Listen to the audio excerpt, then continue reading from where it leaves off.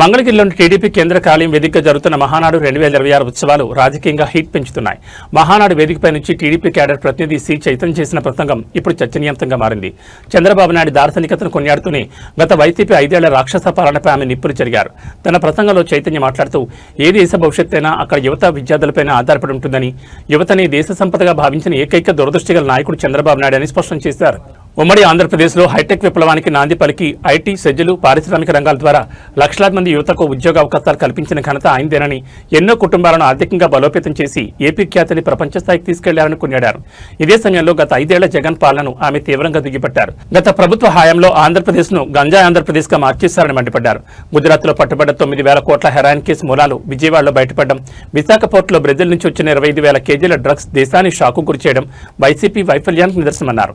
తాడేపల్లి సమీపంలో దళిత బాలిక హత్య, కావలలో 8 ఏళ్ల చిన్నారి హత్య, మాజీ ఎమ్మెల్సీ అనంతబాబు సొంత డ్రైవర్ హత్య లాంటి ఘటనలు నేరస్తులకు అండగా నిలిచిన పాలన గుర్తు చేస్తున్నాయని ఆవేదన వ్యక్తం చేశారు.